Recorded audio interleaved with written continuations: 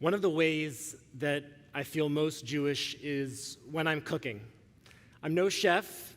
I can't do much improvisation, but I research and I follow recipes really well. There's no shame in that. For me, cooking for my family, preparing food for others is one of the ways that I deepen my Jewish identity. I believe that the way that I treat my body is a reflection on my connection with God. When I'm cooking up a storm, I'm in my happy place. On the other hand, when I'm relying on the middle aisles of the grocery store for most of my nutrition, something isn't balanced. The other day, I was reading a column in the Washington Post about ultra-processed foods. Articles about food tend to catch my eye, especially when I'm most conscious about my cooking. The columnist relayed a study from the National Institutes of Health that almost 60% of the calories American adults consume come from ultra-processed foods. The writer goes on saying that these foods are what scientists like to call hyper-palatable, irresistible, easy to overeat, capable of hijacking the brain's reward system, provoking powerful cravings. The column goes on, these kinds of foods are linked to higher rates of heart disease, hypertension, type 2 diabetes, and colon cancer. In other words, these foods were scientifically made to taste so good and are literally shortening our lives because of it. The study from the NIH also showed a significant relationship between eating a homemade diet and better overall health. Not surprisingly, lower cholesterol, lower weight, lower levels of the hunger hormone, an increase in the appetite-suppressing hormone. The net is it's healthier, but that's not a surprise. It's better for you. We know this, but it's hard to stop the cycle. This kind of being trapped in a mindless cycle really caught my attention. The ease of ultra-processing our food creeps into other areas of our life as well. We can have ultra-processed days where we look up and say, where'd the time go? Hours pass by and we say, what did I even do for the last few hours? And we've all been in the position of scrolling through social media only to look up and realize that we've been staring at our screen for 45 minutes. If an ultra-processed life means mindless consumption and thoughtless action, naturally, we ought to aspire for the opposite, an unprocessed life that keeps us present and aware of our decisions. Usually, we need a little help to kick things off. This might mean a little planning, taking an extra step, but it's your life at stake. Why wouldn't you try and do that? In Judaism, the action that can snap us out of this endless loop is clear. Ritual. Here's what I mean when I say ritual. We all know ritual. Those moves the baseball players make when they're in the batter's box, the way a golfer approaches the ball, or how a basketball player lines up for a free throw. I played basketball at Weber, and my least favorite drill was when we had to run sprints the length of the court, and then someone at random was chosen to stop and shoot a free throw. My heart was racing, my breath was heavy, and now I had to focus, concentrate, and take the shot. Ritual is anything that focuses our mind to the task at hand, planting us firmly in the present moment, and tunes out all other distractions. In Jewish contexts, ritual is how we access something deeper within ourselves, something sacred. The three most accessible rituals that I can think of are the ones that we teach to our preschoolers. Rituals like touching the mezuzah on the way upon entering a room, saying motzi for our food, or Shabbat blessings for a Friday night. It has varying degrees of effort, but it yields a feeling otherwise unattainable. the feeling of being present, usually with others that you love. The problem is, ritual can easily creep into repetition, lather, rinse, repeat.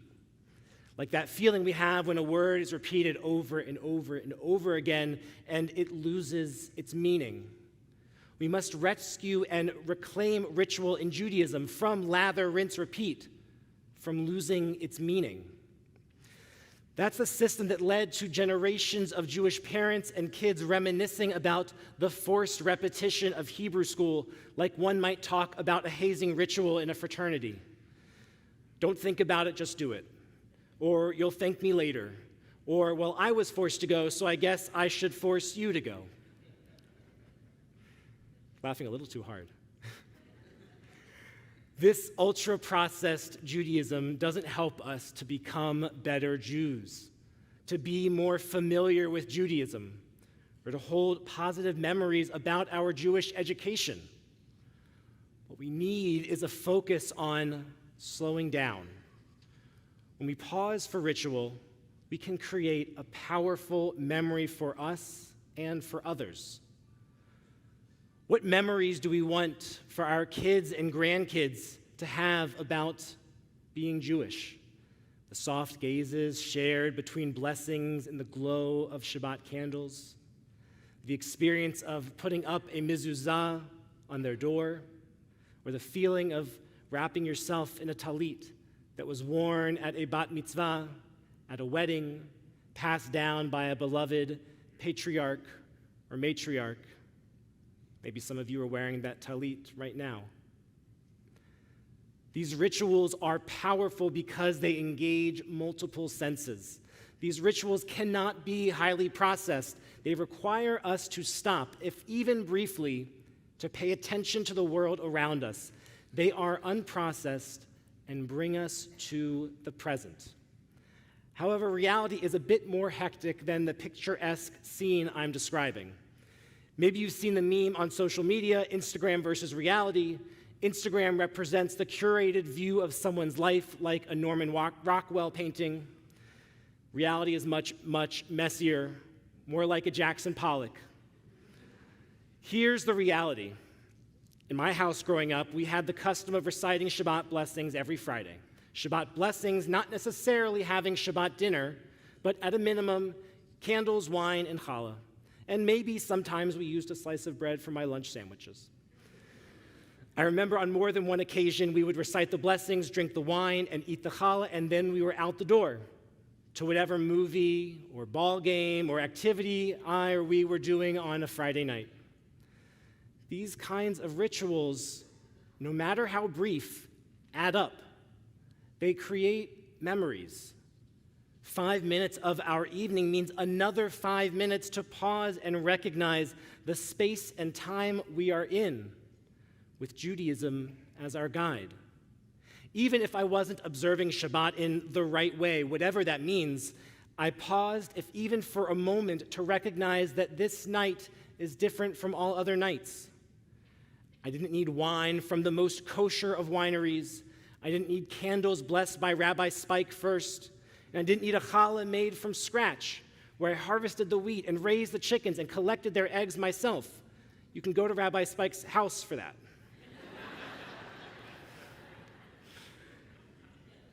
It can't be that complicated.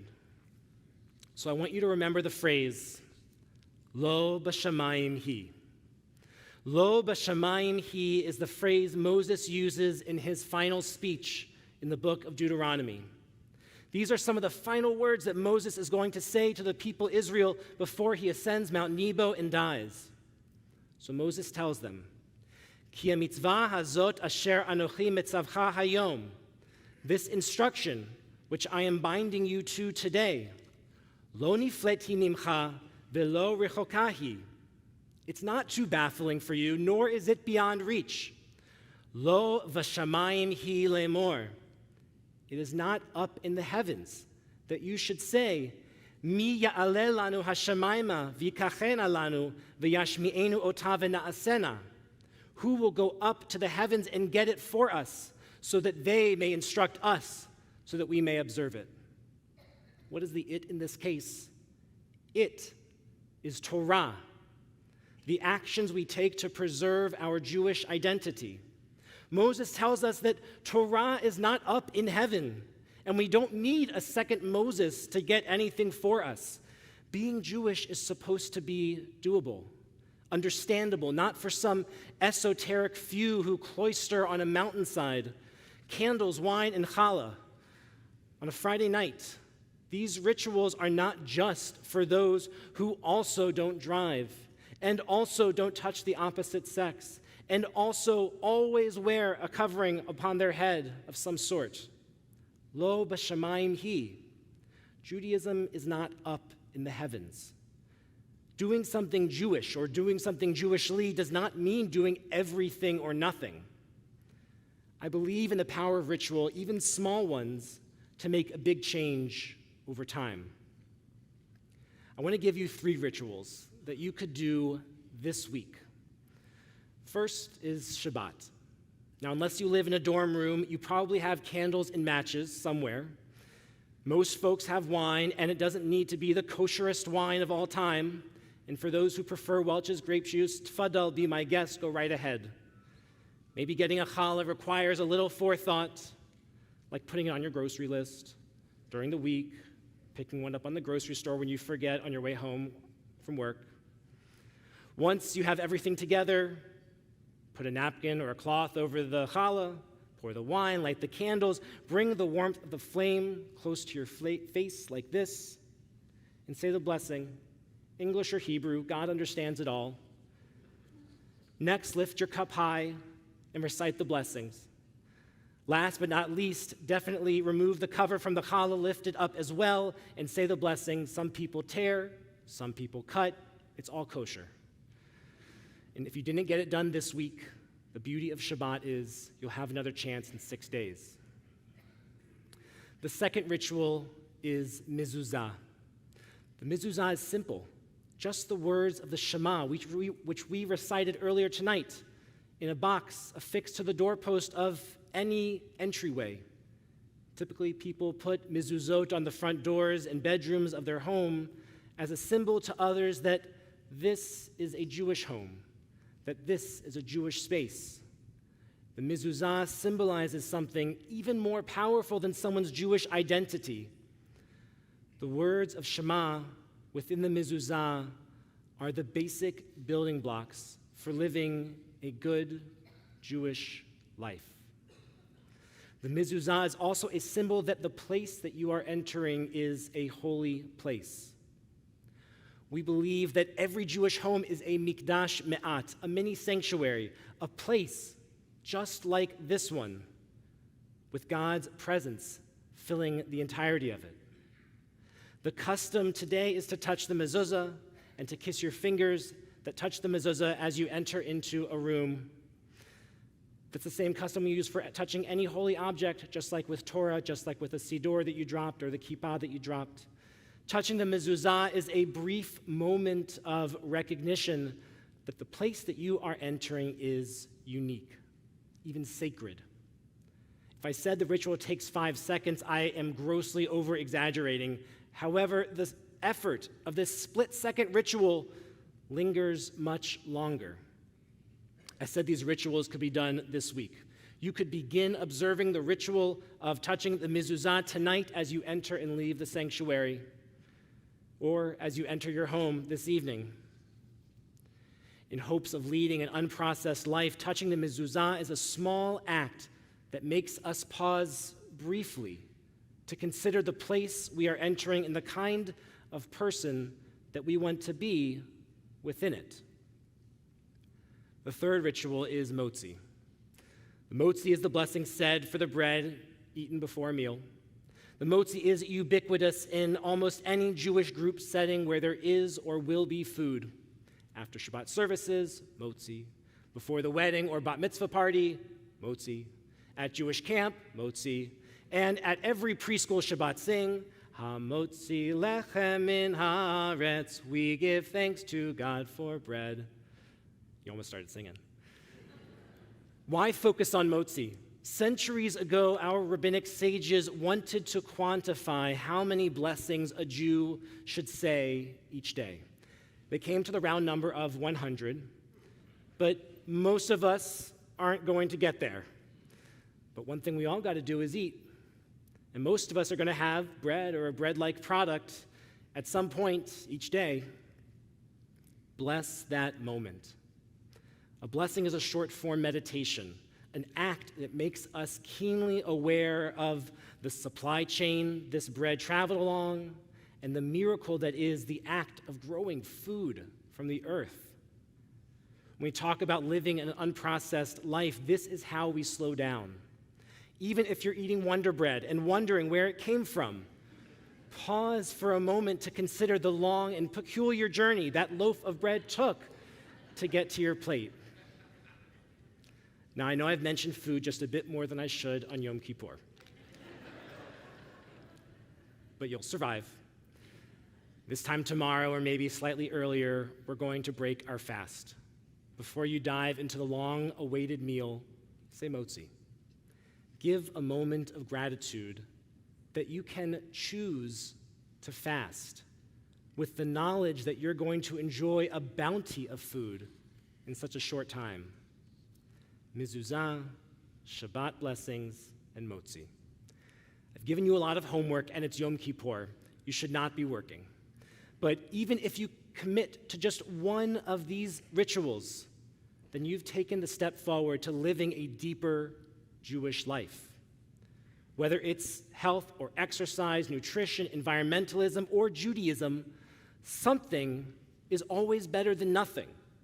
Just because you can't exercise every day doesn't mean you should never exercise.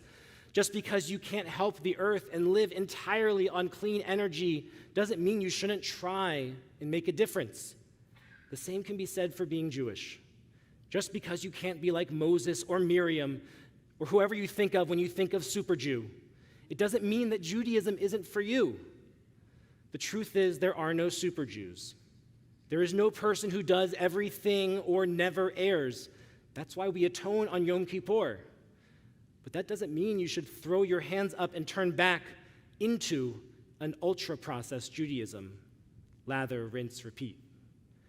You have about 22 hours until break fast, or at least when Temple Emanu-El will break fast at or about 6 p.m. tomorrow.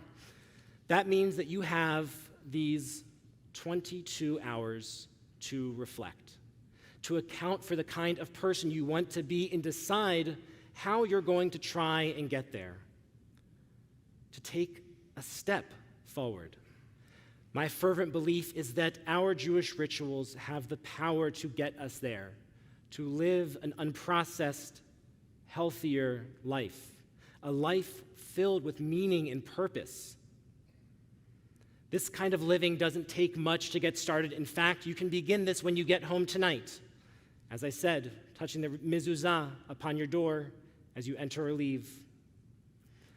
May these rituals give us pause to think about the kind of Jews we want to be in the year ahead.